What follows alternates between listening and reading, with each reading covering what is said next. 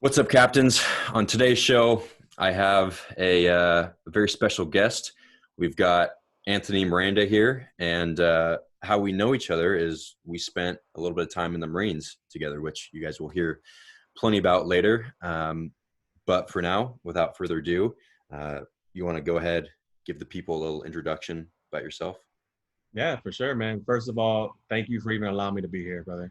It's nice to connect with you again. Like Morgan said, my name's Anthony Miranda. Me and Morgan actually met in the Marine Corps, had some great times. But a little bit about me, man. Born and raised Chicago, Illinois.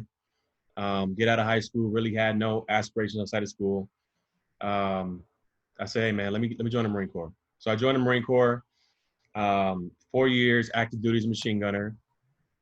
Get out, still had no direction, and I ended up diving right into a sales career in financial services.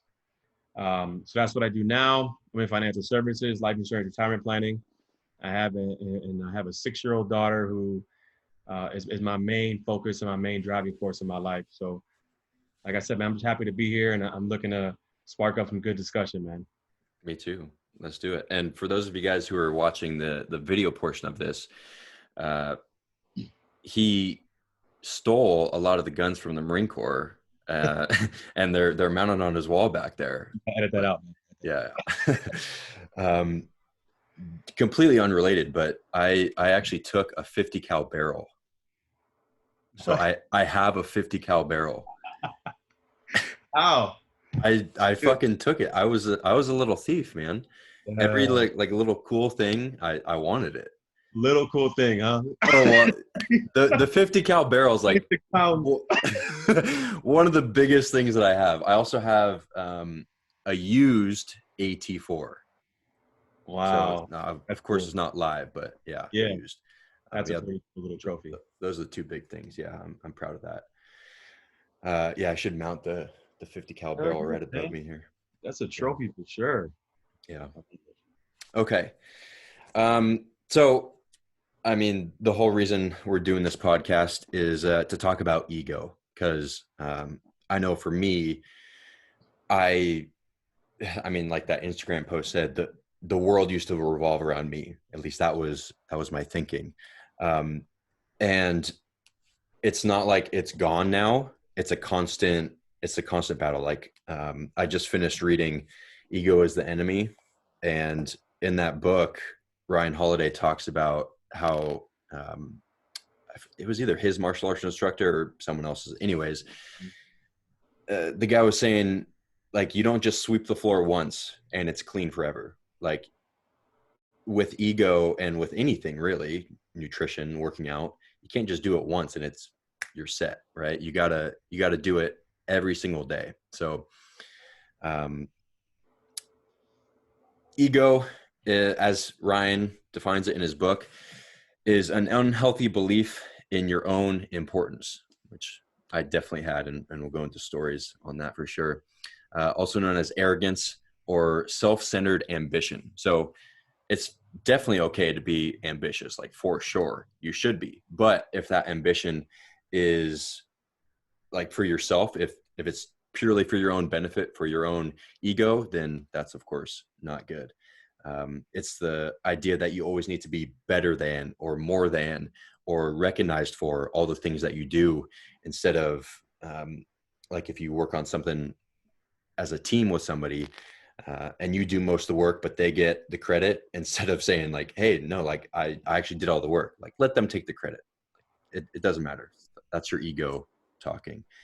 um, and ego is when you exceed confidence or talent. So a lot of people mistakenly accuse confident or talented people as egotistic, which of course they could be. Um, but confidence is knowing that you giving your best effort is enough. And it's based on facts, like you can back it up. Whereas if you just say things out of the blue, like, oh, I'm the fucking greatest basketball player in the world, and you're not in the NBA or whatever, then obviously that's your ego. Weird example, but it works. All right. So I'm going to start off with a quick little story that I am extremely embarrassed about, and I think I've only told my girlfriend Brooke this.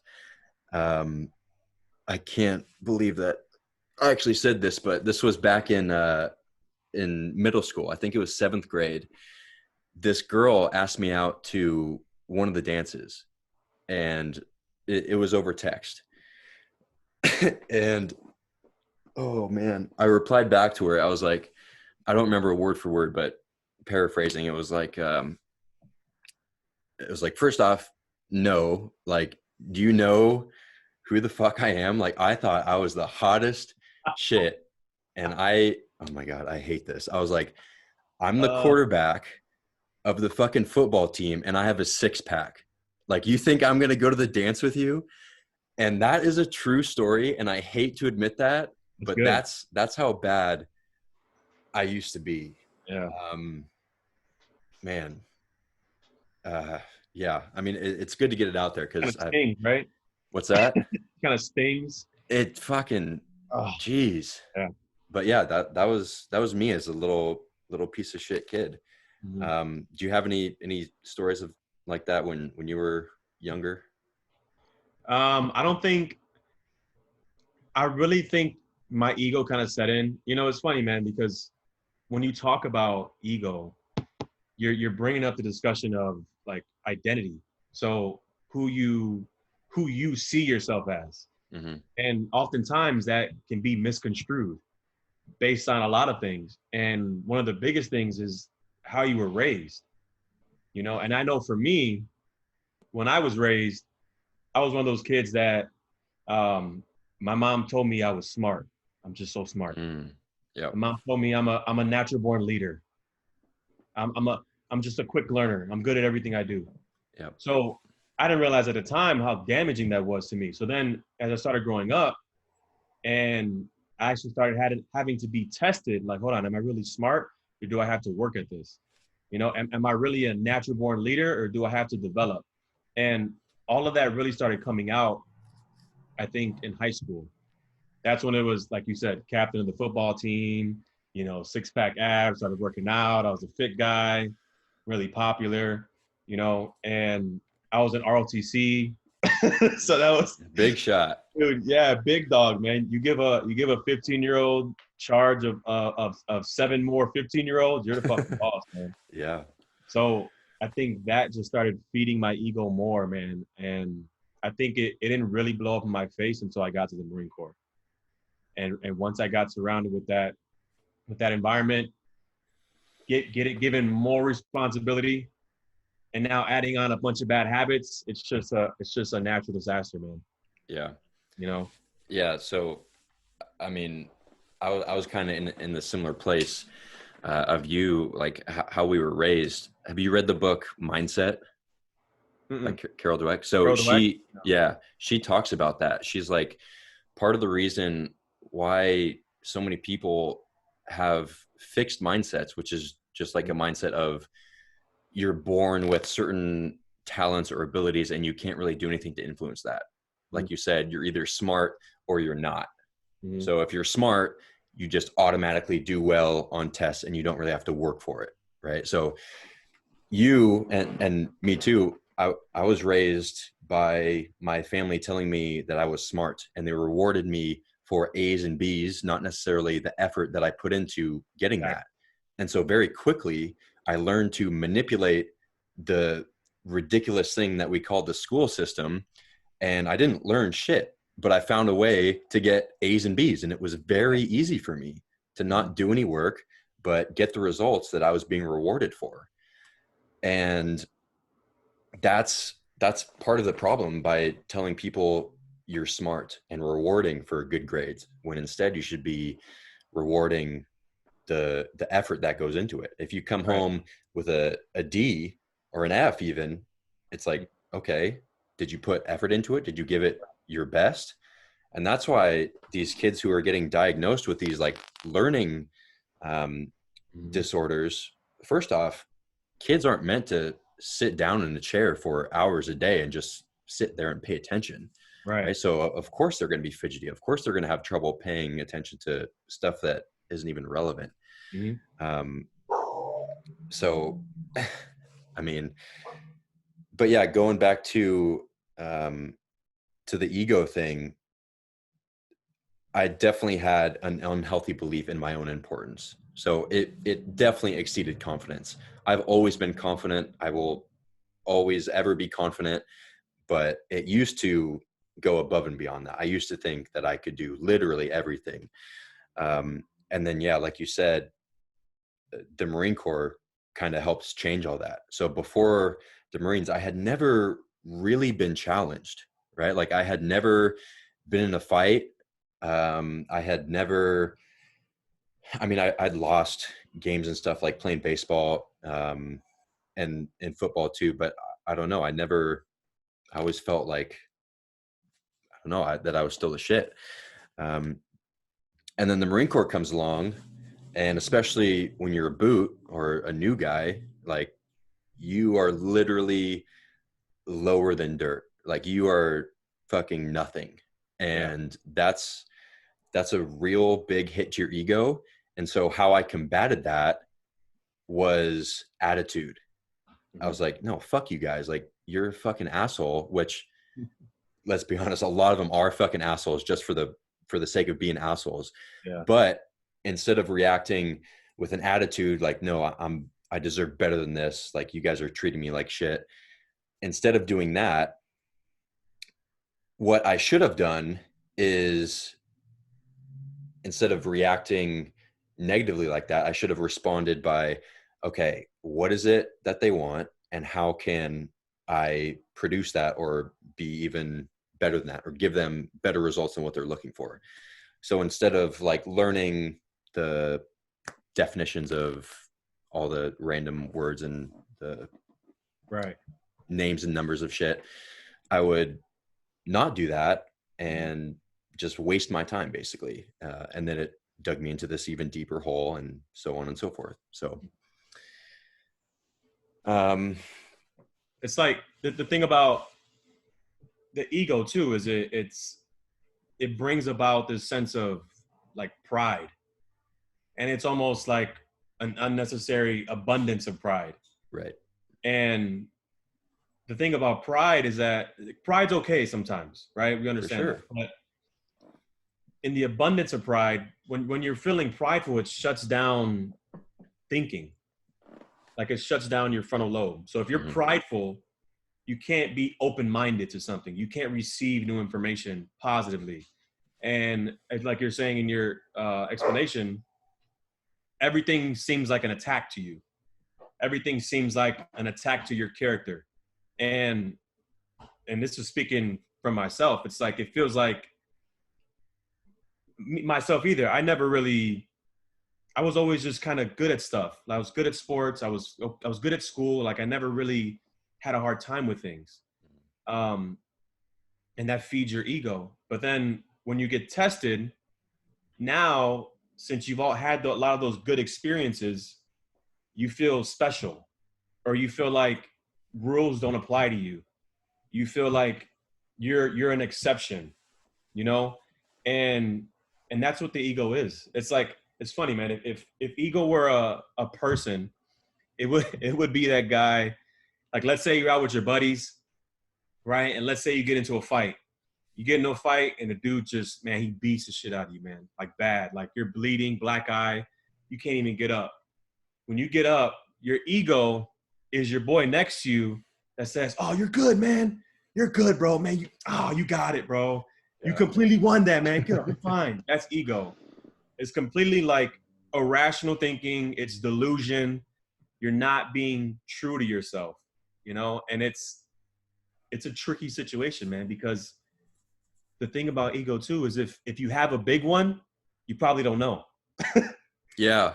Because That, it's your own ego that's telling you you're fine, you're good. You're good. You should have texted that girl, you know, that you're the captain of the football team. You should have did that. You should have yelled at him or hit her, hit him. You should have did that. You're right. It justifies your behavior.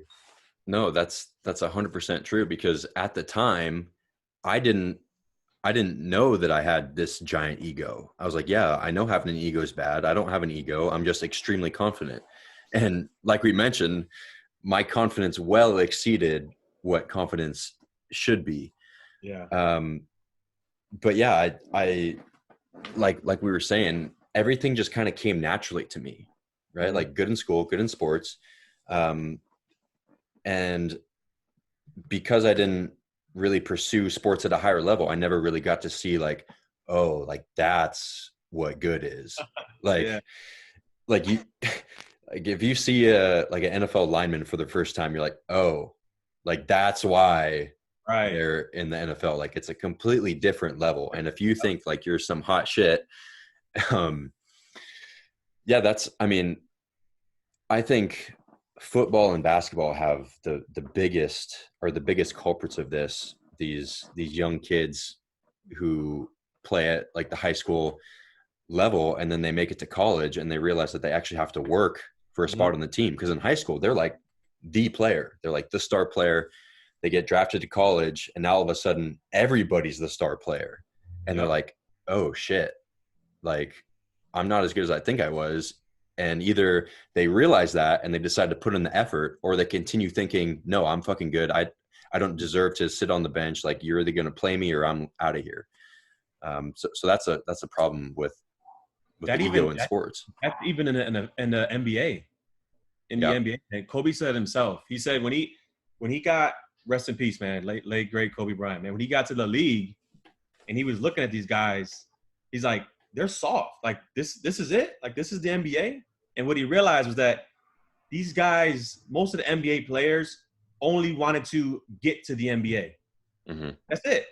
So once they got there, they're like, oh fuck, all right, I'm gonna do the bare minimum just to keep this contract. I'm not trying to be the best or the greatest, man. I'm just trying to make bank. But Kobe's like, no, I'm trying to be the greatest of all time. So this Yeah. is easy. He's like, I already won. Like, you're not even competition at that point. But it was their ego of like, oh, I just want to make it to the NBA so I can make it.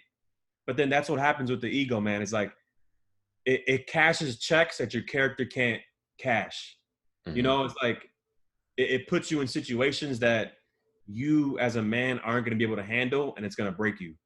And I'm sure you have plenty of those situations, as do I, plenty. And it's those times when you're like, you get checked, man. It's a gut check. It's a gut check, and it really makes you question yourself as a man and question who you are and why you're doing what you're doing. You know? Yeah. So even when I joined the Marine Corps, and so after boot camp, I came back and I was like, wow, boot camp was a fucking joke. Like people were asking me like, how tough was it? Like, granted, it's difficult, yes, but not to the extent that they make it seem. Right. And people would ask me, they're like, does everybody make it, or like, how's is there a dropout rate or whatever? And I was like, no, basically like once you ship out for boot camp, you're basically guaranteed to You're a become a Marine. Marine. Yeah, like seriously. Like I was dumbfounded the people who made it. Yep. Um and because of that, once I was already in, I was like, shit, maybe I made the wrong decision, because I chose the Marines because they're the best of the fucking best. At least I thought that they were supposed to be, Right. right? Excluding any special forces, like the Marine Corps branch is for sure the best branch, which is why I joined. But then I came to realize, like, oh, there's a bunch of fucking like goofy ass motherfuckers who make it and who are also a quote unquote Marine. Yeah. And I was like, damn. So then I had to do something more for my ego. And in SOI, machine gunner is like the biggest, baddest fucking thing you can do. So of course I got recruited to be a machine gunner. And then even then I realized, okay, there's some dumb motherfuckers in here too.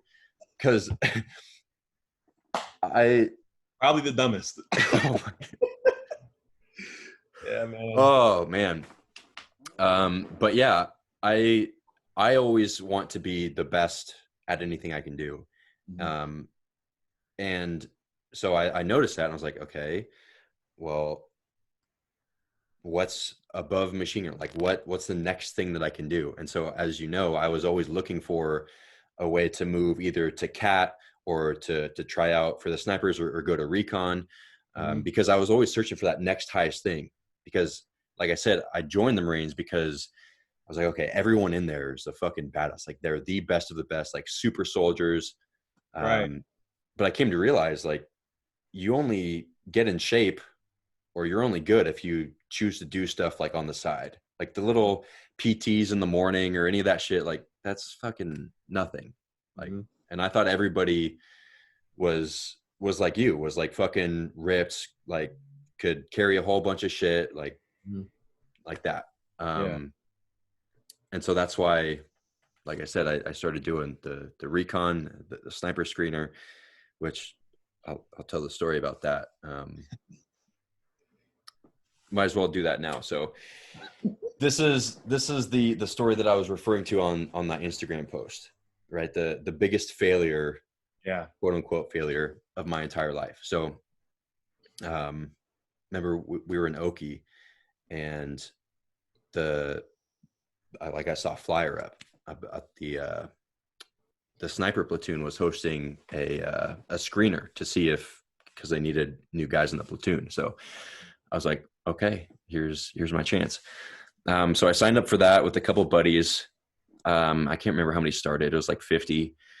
The first day, like, I don't know, 20 people got cut because they were either like 2 seconds late or they were missing some piece of gear.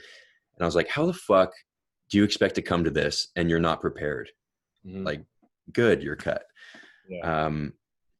But anyways, it was the hardest thing that I've ever done in my life, hands down. Like, didn't even compare to boot camp, didn't even compare to any field op we did ever.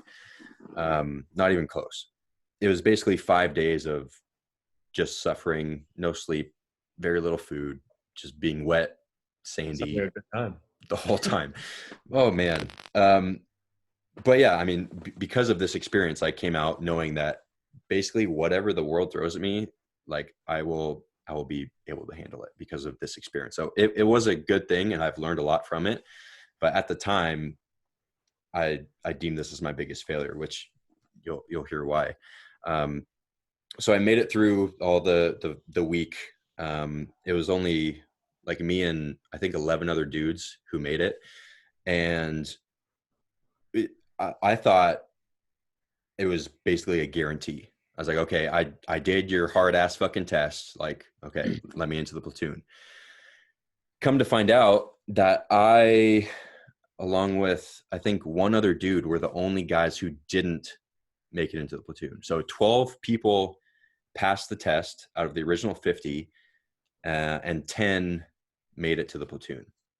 And the reason that they gave me for not making it was because that I didn't work well with others.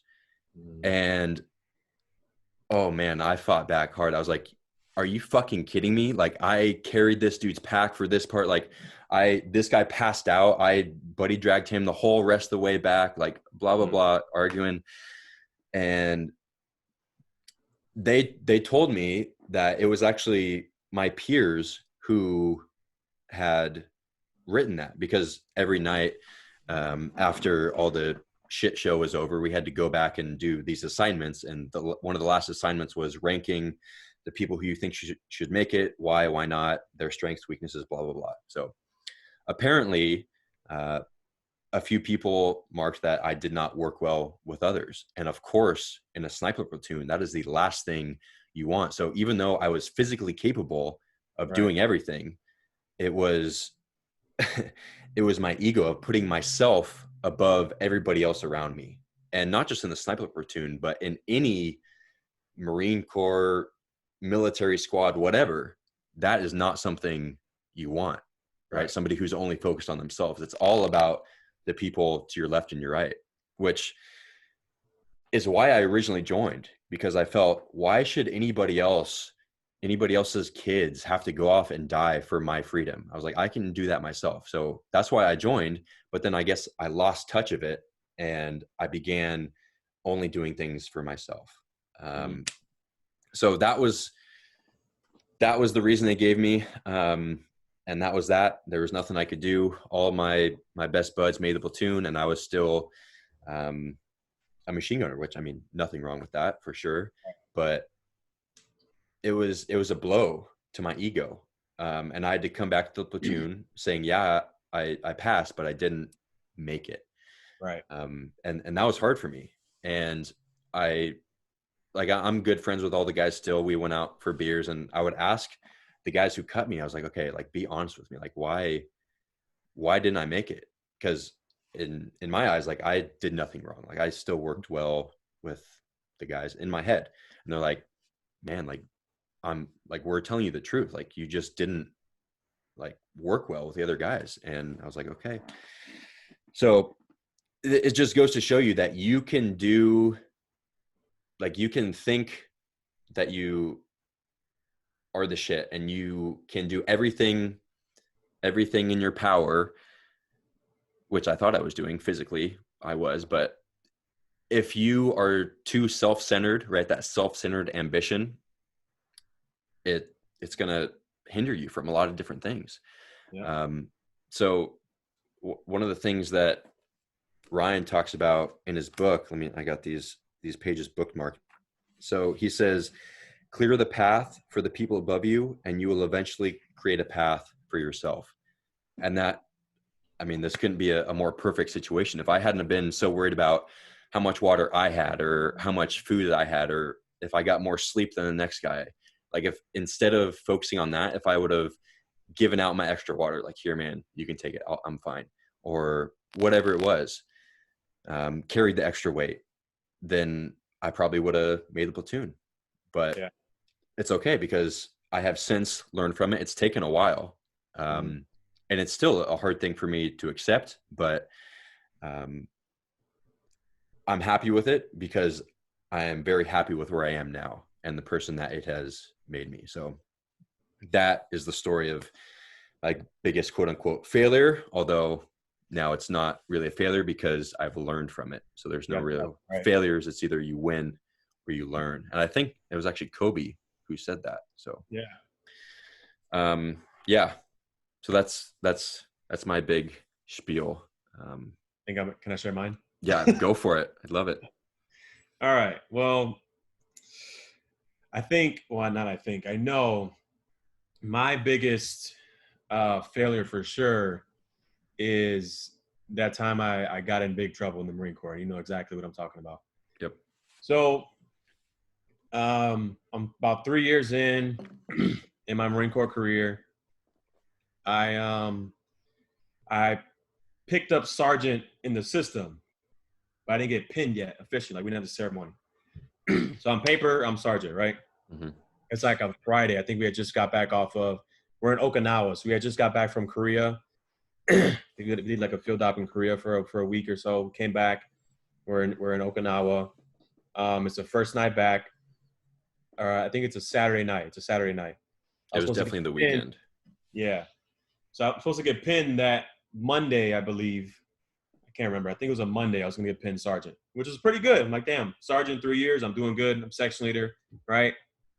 But at this time, I'm 21, I think 21 years old, right? I'm section leader. So I have 21 guys under me, right? That's what she said. And I have an ego bigger than the sun by this time. Literally every weekend, we're going out, I'm getting into a fight with somebody. Every time a situation comes up in the section, I'm handling it aggressively, right? And all these times that this is happening, there's no repercussions because I have all the power in my mind. In my mind, I have all the power. As I said earlier, like, there's exceptions, right? I'm special. There's no rules for me. I get to do whatever I want. So I got just power crazy, power hungry. And I thought that I literally felt invincible. I felt invincible. I felt like nobody could touch me. So it's a Saturday night. We go out drinking in Town, come back, we're wasted. And this big brawl breaks out. There's a bunch of events that happen, but a big brawl breaks out. Numerous people end up in the hospital. So I got into a couple fights that night. I go to my room, end up hitting a person that was very close to me. A huge mistake, but that was ego. Um, Hurt him pretty bad. Ended up going to the hospital, and I'm laying down. My ego's telling me I don't care. My ego's telling me I was justified. My ego's telling me I should have hit everybody that I hit. My ego's telling me I was in the right. But then I get that knock on the door from duty. They drag my ass downstairs. They put me in a room overnight. All Sunday, I'm getting interrogated by NCIS. I'm getting interrogated by NCIS. They're asking me, you know, what did you do? How did this happen? X, Y, Z. At like 10 o'clock Sunday night, they're like, all right, you're good. You can go home. They walk me back to the barracks, and Staff Sergeant says, all right, well, you know, I think it's like 6 p.m. Might be like 6 p.m. He says, he walks me back to the barracks. He says, all right, well, you know, we got to take you to the PX. We got to get all your gear list ready because you're going to the brig. And for those of you listening, the brig is the military prison, military version of a prison. So now I'm going to the store, I'm buying underwear, deodorant, all this stuff. And they walk me and one of my other buddies who got in trouble, they walked us to the brig, and we're both sitting there. We're both standing outside with our bags. They walk us in the room, and they're just yelling at us like it's boot camp all over again. They're counting us down. We're getting undressed or throwing our stuff around, and we're sitting there, and you can tell, like, it hit me, and it's like, bro, I was in such a good position in my Marine Corps career. I was doing so well. I had so much opportunity to advance myself and teach all these guys the right way, teach them the right path. And what I realized, it hit me at that time, is that I failed not only myself, but all of you guys. And I'm thinking, I'm like, what the fuck did I just do? What the fuck did I just do? Fast forward, they put me in a cell. I'm in max security for the first week. So that first week, it's 23-1. So 23 hours in the cell, 1 hour out. So I had that whole time, I literally lost my mind during that week, because I'm talking to myself. I'm laughing. I'm like tearing up. I'm crying. And I'm just wondering how the fuck I got here. Like, what the fuck did I do to get me there? And it was at that time that I started meditating. That's when I started meditating. I'm laying in my rack, and I start meditating. I'm like just breathing.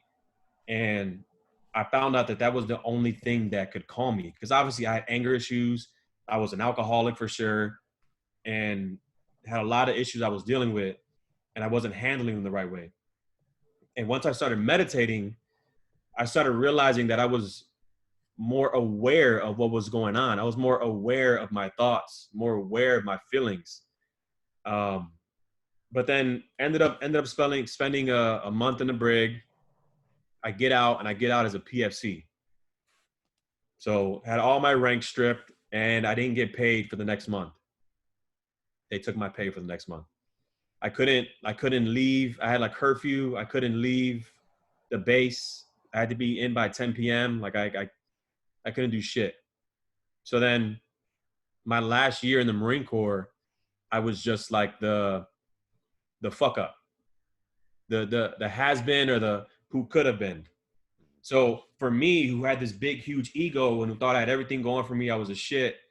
That was my real, like, first realization, like, man, I'm not shit. Like my ego just cashed a check that my character couldn't cash. I just fucked up big time, you know? So, and it was during that time when I realized that the rank, the title, like all that shit doesn't mean anything. It doesn't mean anything, because if I was as good as I thought I was, when my rank and my title got stripped from me, I still would have kept most of the respect that I had. But I lost a lot of it from a lot of my peers, a lot of my subordinates, because they were respecting the rank and the title, not the character of the man. And since my character was flawed, they realized I was fucked up and I didn't deserve the respect. And that was very eye opening for me. And it was just like gut wrenching, you know, like just to have like the rug just swept out from under you.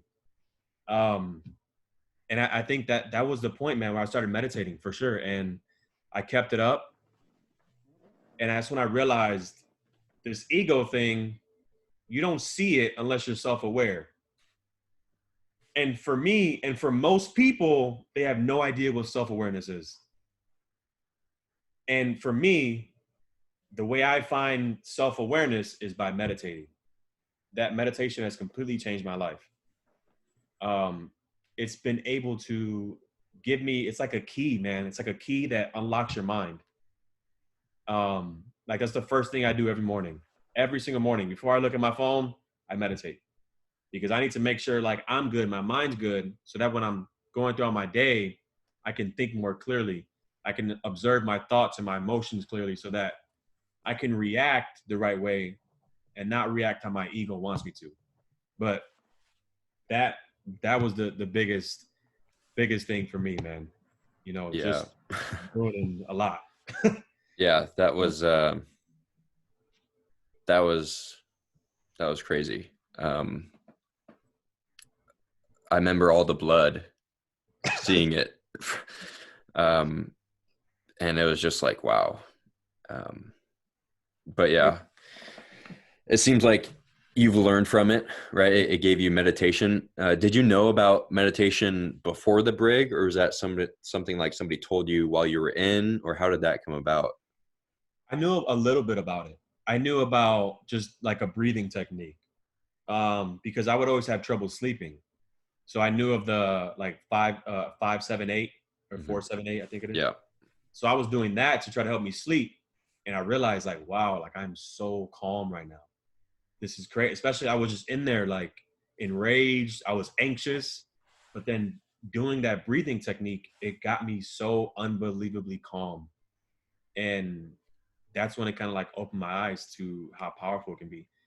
And then I obviously just started reading more about it, started practicing it more, doing different techniques, you know, and like it's an amazing tool, man.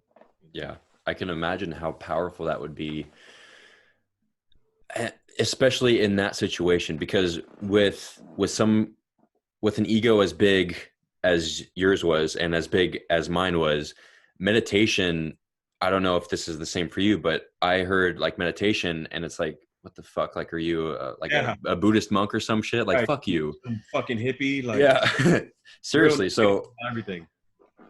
I don't want to like put words in your mouth, but I'm imagining that time in basically solitary confinement, right? 23-1 was the perfect thing that you needed to bring out this new you, basically. Because if none of this would have happened, and say you didn't get in trouble that night, Mm-hmm. there's no way that you would have started meditating, right? Yeah. No, 100%, man. I Yeah. mean, because you think you're in there and all you have is you and yourself and your thoughts. Like I don't have a TV, I don't have anybody to talk to. I don't, and you couldn't sleep during the day either. Like they wouldn't, normal jail, you can sleep during the day, I guess, but here you couldn't sleep during the day. So like I'm trying to sleep and they'll come knock on the door. So you have to be up during the day. So just so you can sit there and think. You have nothing but time to think. So, and that's what meditation is. It's just saying, hey, pause, take your mind and go sit down and just exist for a Yep. second. Like put everything away and just exist and Yep. watch what happens. So I want to get into some of your tactics for meditation, so we can give the people listening some helpful strategies that they can use themselves. But first, I think both of our stories kind of show, because Ryan Holiday is a very successful author. He wrote another book, Obstacle is the Way. And so oftentimes, well, it depends on how you view it. The most the biggest you've ever struggled or the hardest time in your life can actually be the best time in your life, depending on how you respond to it, right? If you would have gotten in trouble and you would have reacted instead of responding, reacted by, oh, fuck this, like, I can't believe they did this, blah, blah, blah. When instead you responded by, okay, I have this time. What is the most productive use of time? You found meditation. And that is a completely different path of if you would have continued feeding your ego, being angry, right? So it just depends on how you take situations, and they can actually turn out to be the best thing that's ever happened to you. So I recently started meditating myself, because after I got out of the Marine Corps, I started doing a deep dive into basically all types of self-improvement, ways to get better at yourself, basically how to improve sleep, movement, mindset, nutrition, all this stuff.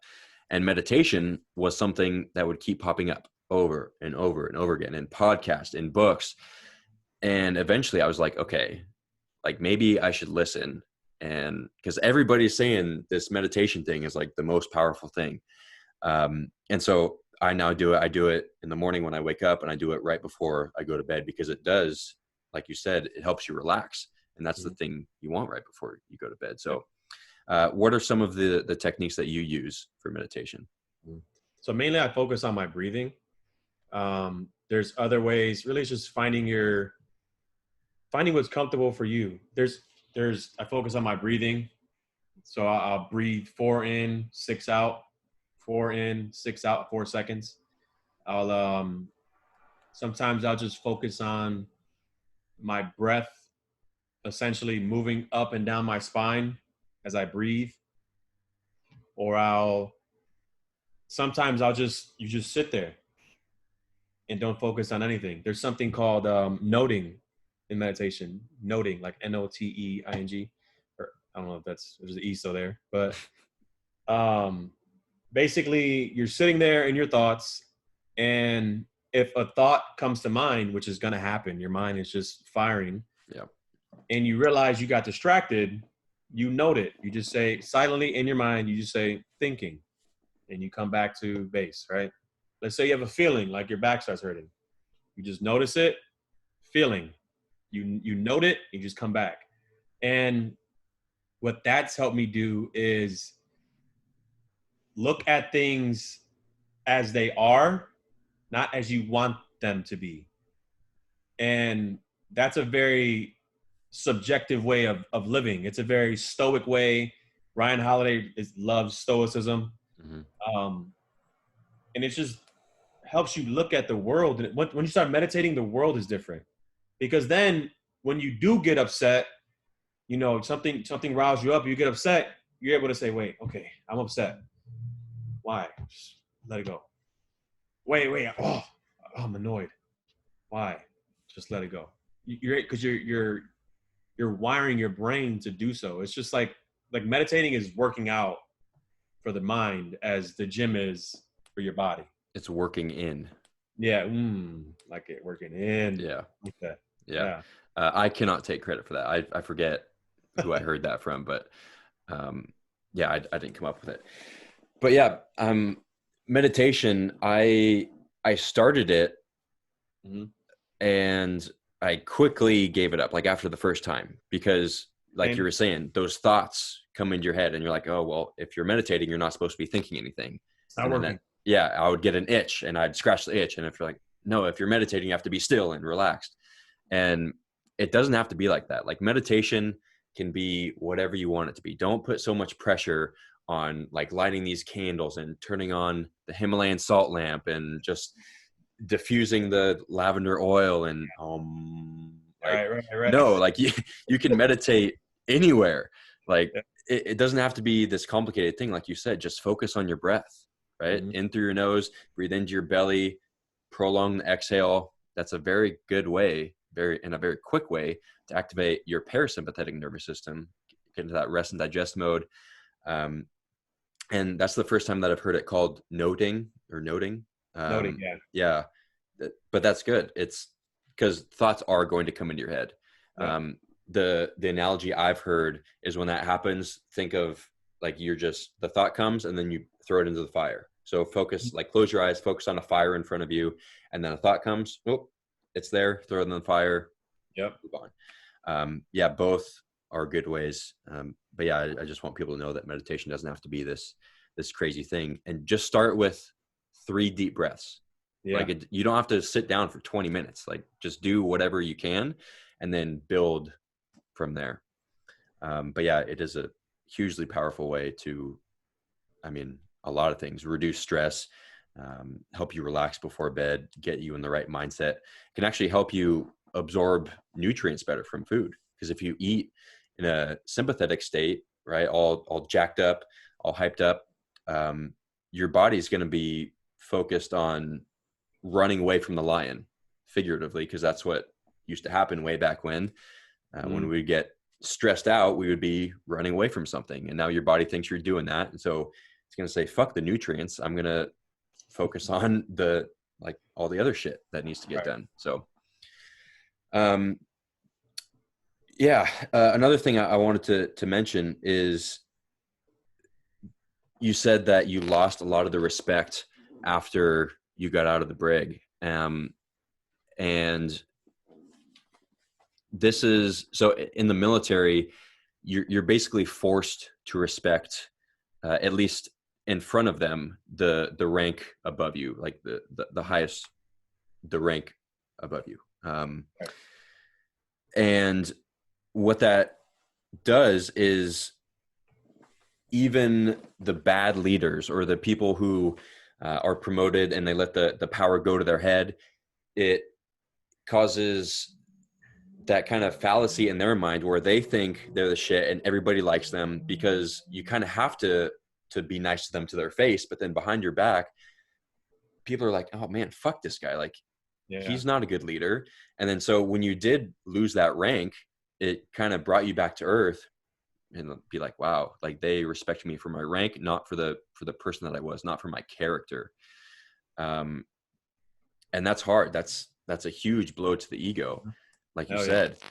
So I think what could help with this is changing the definition of success. So in the military, a lot of people view success as the rank you have. Mm-hmm. Like if they're a higher rank, oh, they have succeeded, they are successful. And that's, like you found out, not the case. You were, on paper at least, a sergeant, right? That was success in your eyes, was that rank. And now that it's gone, you're no longer quote unquote successful.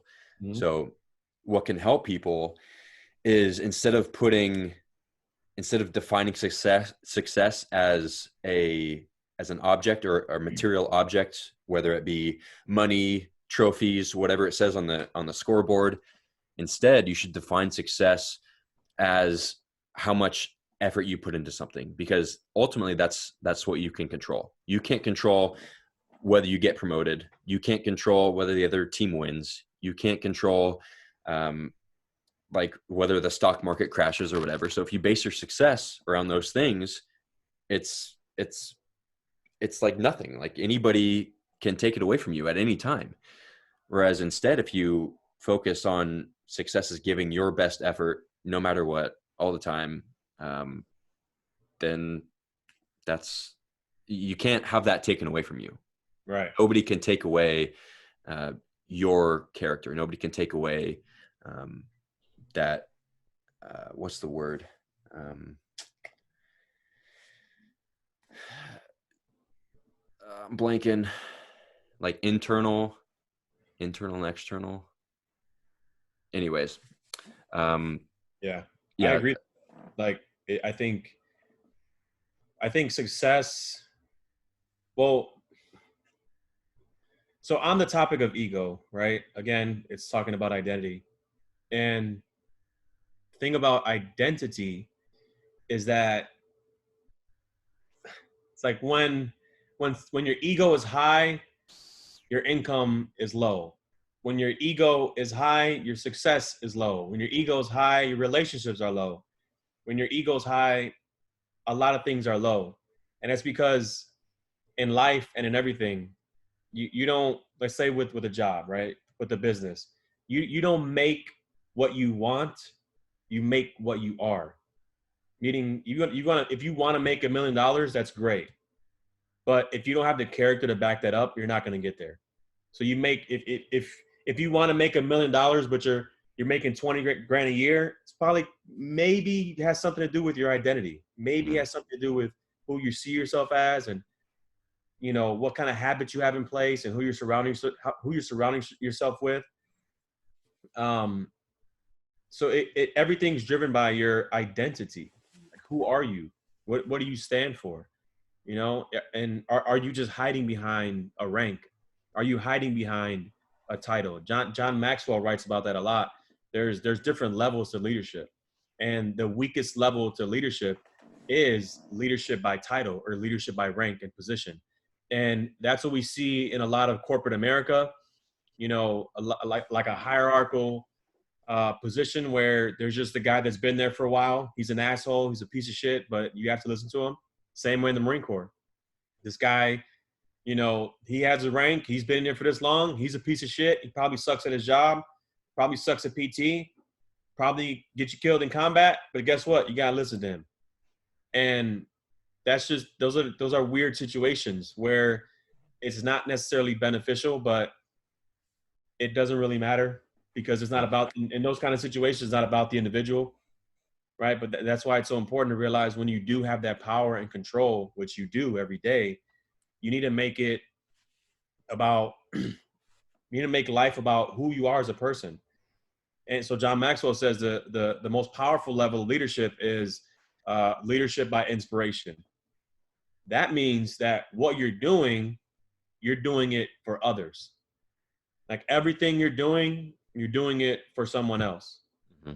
And when you live a life like that, you're bound, you're destined to receive. Life gives to the givers, takes from the takers, and has a very accurate accounting system, right? So, and that's what's weird with most people is that we identify with our jobs. We identify with our ranks. We're the physical therapist. We're the life insurance agent. We're the real estate guy. We're the doctor. But that's what you are. That's not who you are. Yeah. And who you are is 1,000 times more important than what you are. But because of the way society is, all we think about is what we are. We got to go to school. We got to get that degree. We got to go get this great job because we just got to, because society says so. So ego's telling us to chase this big goal and dream, like we talked about with sports and stuff. But then we get there and it's not what we thought it was going to be. We're still empty. There's still more because we spent all this time worrying about what we are and not working on ourselves. Like the path you've taken, self-development. Because if I'm working every day to be the best version of myself, I'm putting in, as you said, effort every single day. There's no room to feel grief or sorrow. There's no room for anything else because you feel complete, you feel whole. So now you can give to others because you have something to give. But when you don't have shit, it's kind of hard to give. Yeah. Yeah, I found this out firsthand when I was a CrossFit coach. So I thought, for those of you that don't know, in CrossFit, there's levels of coaching. There's level 1 all the way up to level 4. And so when and the levels have no correlation to what you're talking about, John Maxwell's levels of coaching.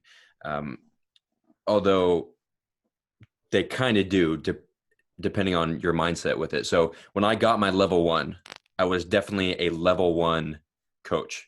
John Maxwell's level 1 coach, because I had the certification and I was like, okay, you guys have to listen to me because I have this.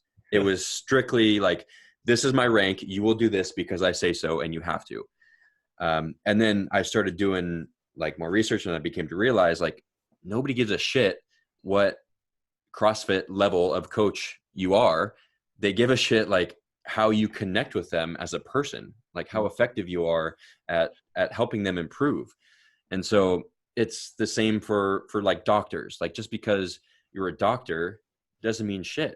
Like most doctors these days just prescribe people medication because that's what the pharmaceutical companies tell them to do. Yep. When in reality, that's That doesn't make them a good person. Mm-hmm. They might, granted, what they learn in medical school is highly outdated. So Yeah. they think, a lot of them think that they're doing good. So no harm, no foul to doctors. Right. But to be a good doctor, to be a good CrossFit coach, you have to go above and beyond just the certification or the title, right? Okay. This brings me to another point I want to touch on real quick is ego in CrossFit, or just ego in the weight room in general. So a lot of people ask me, they're like, hey, I'm going to start CrossFit. What are your recommendations? And one of the things that I tell them is forget about your ego, let it go. Because the reason why CrossFit gets a bad rap for having such a high percentage of injuries is two reasons. One could be bad coaches, and two is ego. They want to lift too much weight too soon, too quickly, right? It's the perfect recipe for injury. So instead of caring about how well they're moving, how good their form looks, they care about how much weight is on the bar, how fast they get the workout done. When in reality, it's just the opposite. CrossFit has a saying, MCI, mechanics, consistency, intensity. So once you master the mechanics, the form, once you can do that consistently, time and time again, day after day, then you can increase the intensity, the weight, how fast you do it, etc. But everybody takes it in reverse. They want to go intense, as fast as possible, as heavy as possible. And of course you're going to get injured. So, again, it's just your ego, right? If you care what other people in class are thinking, you're going to hurt yourself. If you're doing a workout in class, and you're worrying about how fast someone else is going, if you're going to be able to beat them, that's your ego. Like, you can't control what they're doing. You don't know, like, this might be their best movement. Squatting might be the thing that they've been doing for 20 years and you just started 2 years ago. So how, you can't compare that, but your ego wants you to, because you have to be better than, faster than, get recognition for, right? So that's another way ego can fuck you. It can hurt you physically and of course mentally. It's fucked me physically plenty of times, man. My back right now, sitting in this chair. Yeah. Okay. One last question before we start to wrap it up. I gotta know, why didn't you ever hit me? I had the fucking biggest attitude, and you, oh my God, there's so many times when we were arguing, you could have just knocked me on my ass. Because even though you were, at the time, you were very, very cocky, very conceited, you didn't listen to anything. You just want to do things your own way. But even though, man, like, you're part of the section, like you're one of the brothers. So even though things would get kind of physical sometimes, I felt like if I hit you, that was just like this break of like complete trust and honor. I don't know. It was something I couldn't do. And that's why when I got into the situation with that sent me to the brig, that hit me hard, because I hit somebody that I cared about. Yeah. Even though you got on my fucking nerves, I still cared about you. You know what I'm saying? Yeah. Like, you're still a brother. Like, you're part of the fucking section. We're bad karma until we die. So it was like a line I wouldn't cross. Got close. Yeah, I can imagine. Yeah. But yeah, I always felt justified in my attitude. One, because of my ego, and two, because I felt that I could back it up. I felt that again, this is just my ego talking. I felt like that I could always back everything up. I felt like I could do the gun drills faster than everybody. I felt like I was more capable than everybody else. So my attitude, bro, that's the thing. You're good. You're fucking stud athletically. Like, you're smart. You're a good fucking machine gunner. So I mean, it's easy to, and especially when you see what kind of fucking Marines we're surrounded with. yeah, that's what pissed me off, is like, at the time I was like, you guys are getting on me when I am so capable of doing my job, and this motherfucker over here is a weak piece of shit, but he's listening, and so he doesn't get any shit. And so that's the kind of conflict that I had going on. Yeah. But yeah, we've been going a little bit longer than I anticipated, so we'll start to wrap it up. You guys already know what I do. You guys know where to find me. So you wanna tell them a little bit about what you do and where they can Yeah. find you? Yeah, for sure, man. Again, I'm in financial services. So if you guys are looking for a way to not only make money, but make sure that your retirement plans are protected, make sure you're not losing money in the market like every single body is today. That's the kind of Yep. stuff that I help people do. I help secure their retirement, protect their wealth. I deal with life insurance. So yeah, if that's something you guys are interested in, or if you're just interested in connecting with me, I love networking, meeting new people. Again, my name is Anthony Miranda. My Instagram is Anthony Miranda _. You can also find me on Facebook as Anthony Miranda as well. Cool. Then, All right, man. Well, thank you for taking the time to record this with me. I hope it will be beneficial for a lot of people. Although I know that if I would have listened to this, or if it would have came out, I wouldn't have listened to it, because again, if you have a huge ego, you don't know you have an ego. yo, I don't need to hear this shit. Yeah, exactly. So hopefully it reaches someone, and they get the message. And guys, I highly recommend, don't just listen to us or take our word for it. Pick up Ego is the Enemy. So Yep. I literally just finished reading this yesterday, and there you Yes. go. Oh, coming in and out. Yeah. I think your background has been foiled. They now know I'm a that fraud. it's not. Yeah.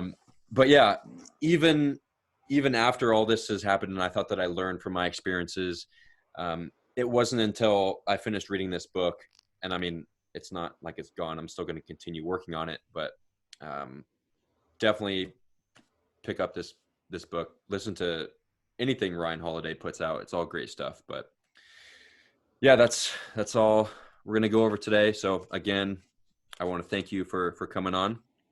Yeah, thank And you. yeah, hit him up, guys. Check out his Instagram, see what he's up to. And don't forget, live the captain's lifestyle. Peace.